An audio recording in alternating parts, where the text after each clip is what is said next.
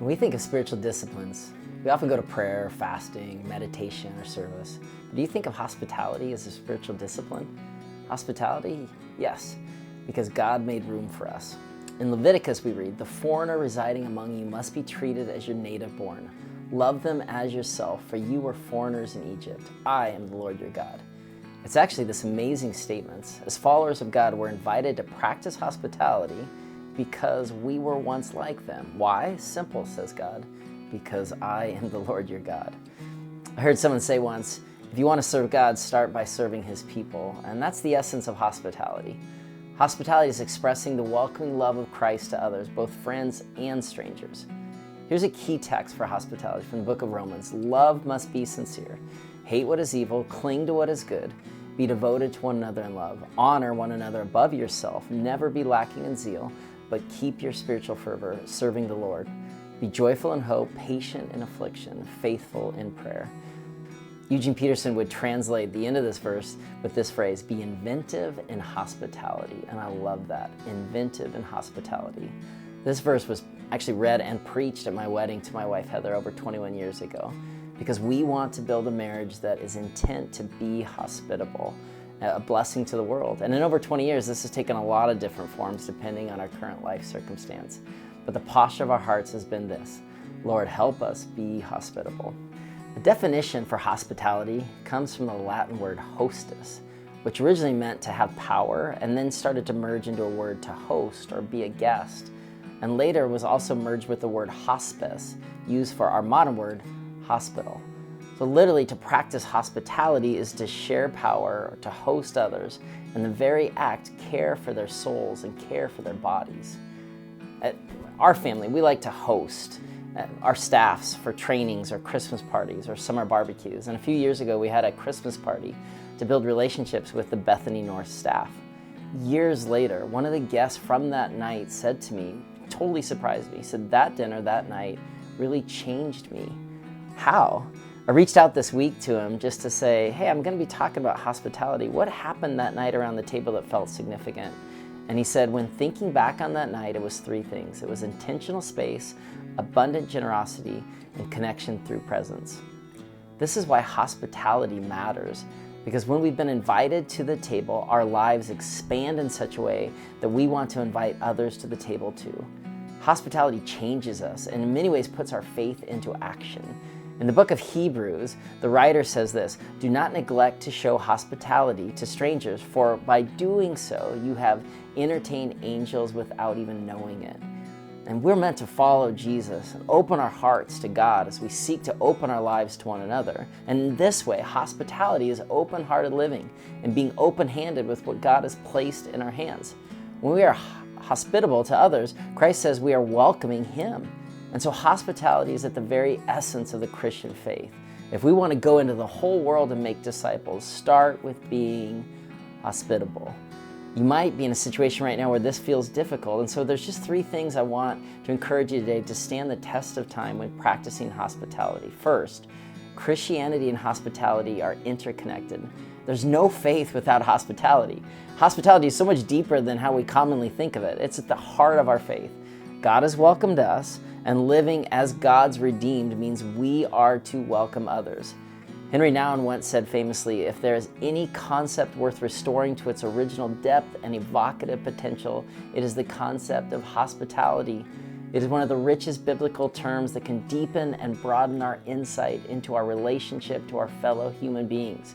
Hospitality means primarily the creation of a free space where the stranger can enter and become a friend instead of an enemy. He continues, hospitality is not to change people, but to offer them space where change can take place. That is the rare gift in these days where we tend to isolate and tribalize. Hospitality forces us to come into contact with others outside our comfort zone and practice loving them as Christ loves us. In my life, what does that look like? It's harder now with a busy family, but the principle remains. At times we've opened up our home to have old friends or family or even exchange students live with us. Every house we've lived in, no matter how small, had a guest room or a guest couch even. Secondly, we've extended family gatherings for Thanksgiving, Christmas. Even if relationships are struggling, we've welcomed people to the table. And third, we like to have neighborhood gatherings or soccer parties or block parties. You get the point. We've sought to live into our wedding verse, imperfectly certainly, but the aim of our lives has been to be hospitable. Listen to how Eugene Peterson translates that whole Romans 12 verse. Love from the center of who you are. Don't fake it. Run for dear life from evil. Hold on for dear life to good. Be good friends who love deeply. Practice playing second fiddle. Don't burn out. Keep yourselves fueled aflame. Be alert servants of the Master, cheerfully expectant. Don't quit in hard times. Pray all the harder. Help needy Christians, and then be inventive in hospitality. Secondly, what I want to say about hospitality, timing is important. Be hospitable now. Oh, someday? No, now. Oh, to those who I like? No, to those that need it. Hospitality, if we're not careful, preys upon the inner Martha in us, that small voice that wants to achieve spiritual wholeness. If my table is representative of something I'd see on Fixer Upper's Best, if my house is bigger or if it's cleaned perfectly, if my meal is carefully curated, then I'll be hospitable. No, the truth is there's no better time than now. We see the story in the Old Testament story of Abraham in Genesis 18, where Abraham models a radical availability required in the spiritual discipline of hospitality. In Genesis 18, Abraham, he's sitting by his tent and 3 strangers approach. He jumped up and offers to refresh them with food and water and shade before they leave. He practices radical hospitality right then. Abraham wasn't casual about the opportunity. He hurries to care for them. He runs, he turns and he finds out that the meal has a divine purpose. After the meal, Abraham and his wife Sarah find out they'll be parents to Isaac, something they've waited for decades. After the meal, there's an incredible scene where Abram actually, for the sake of his nephew's city, he actually kind of bargains with God to show mercy. But first, before all that, Abraham practiced hospitality. He was open to hosting whoever God brought. He was open to spending his food and his time and his lodging, sharing his resources to bless others, and it changed his life. I don't believe Abraham knew he was hosting God, but in the practice of hospitality, he became aware of God's divine plan for the encounter. Not later, now as needs arise. Third, and finally, hospitality means having to be received. And this is an interesting one. At its heart, hospitality stresses a relationship between the one attempting to serve and the guest who must choose to receive and enter in. More than any other spiritual gift, it has a horizontal component that stresses that our faith is meant to make us a fragrant aroma into the world. And don't miss this piece of hospitality. Your intention must be met with someone else's presence. Successful hospitality requires an element of someone else receiving your gift. According to Richard Foster, when he wrote about the spiritual disciplines, he says, by themselves, disciplines can do nothing. They only get us to the place where something else can be done. And hospitality might be the most relational of all the spiritual gifts, which encourages us as people of faith, learn to love God by loving people. The good news of the gospel must actually be good news in you, where others want to join you at your table. Hospitality is a part of our Christian experience, saying, my lived values must be put into seeking relationship with other people. It's very difficult to be hospitable and judge other people. It's very difficult to be hospitable and have a heart closed off to the Spirit of God in other people. It's very difficult to be hospitable and not be moved to love others. And so in this way, hospitality as a spiritual practice is the very act of living out the great commands of Christ. When asked which command was the greatest, Jesus simply responded, love God and love others. In essence, practice hospitality. For as you love others, Jesus would famously say in Matthew 25, you're actually loving me. And so in conclusion, where do we go from here? How do we practice this as God's people? Open yourself up for the people before you who you are to love. Now instead, through the spiritual disciplines, we prevent the world from filling our lives to such an extent that there's no place left to listen. And so we practice hospitality to listen to the voice of God. May we practice hospitality in response to revelation to the God who is hospitable to us first. We love for He first loved us. We are hospitable because God made room for us at the table of faith. Hospitality is our response to the revelation of His divine love for all people. So ask the Lord this week, who do you want me to be hospitable to? Try praying this prayer. God, let me see those I come into contact today as your children. Teach me to love. Does a neighbor need a bouquet of flowers? Does a resident in your apartment complex feel comfortable coming for tea or coffee or a cookie?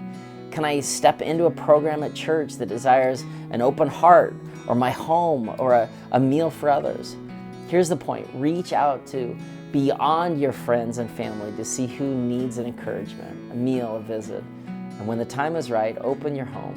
Use it for God's glory. Soccer parties, exchange students, holiday gatherings, summer neighbor barbecues. Welcome people in. Jesus once told this story. A certain man was preparing a great banquet and invited many guests.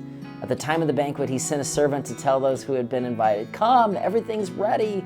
But they all alike began to make excuses. The first said, "I've just bought a field. I must go and see it. Please excuse me." Another said, "I've just bought 5 yoke of oxen and I'm on my way to try them out. Please excuse me." Still another said, "I just got married. I can't come." The servant came back and reported to the master. And when the owner of the house, he became angry, and he ordered his servants, "Go out quickly into the streets, the alleys of the town, and bring in the poor, the crippled, the blind, and the lame." "Sir," the servant said, "what you ordered has been done, but here is key. There is still room." And then the master told his servant, "Go out to the roads and country lanes and compel them to come in so that my house will be full. I tell you, not one of those who were invited will get a taste of my banquet." These words are the core of Christian hospitality. There is still room. And so may you love like Christ loves you, and that help the world see that they're invited to dine with Christ. May our hospitality be like this. Many years ago, my brother and I took a trip to Israel, and we were traveling from Egypt on a ferry across the Suez Canal on a bus headed for a week in Israel. We spoke no Arabic.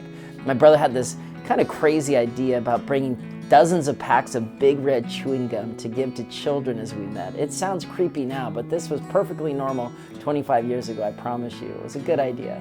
So we're on this ferry, crossing the Suez Canal. We meet this little girl. She's this peasant girl, big, beautiful eyes, amazing smile, dressed in rags.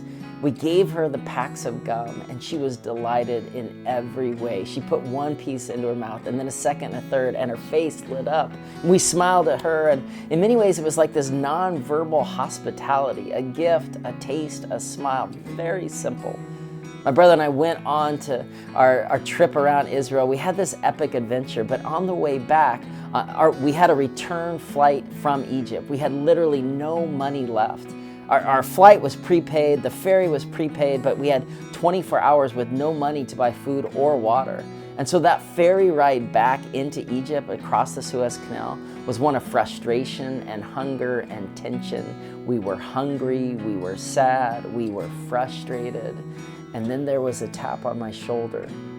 The same little girl. She pointed towards a small makeshift food vendor. She ran over and hugged the man peddling food. It was obviously her father. And she lived essentially on the ferry. And then she grabbed handfuls of peanuts and oranges, and we put out our hands, and she filled our hands with everything she could give us. She was returning the gift. It was amazing. See, we thought we were being gracious to her in our small step of hospitality, but the gift came back better than we could have ever asked. It was provision when we were literally hungry. So may we live like that, open-handed, being a blessing, practicing the spiritual discipline of hospitality, and may we continue to grow in our love of Christ and the love of others. Let's practice hospitality.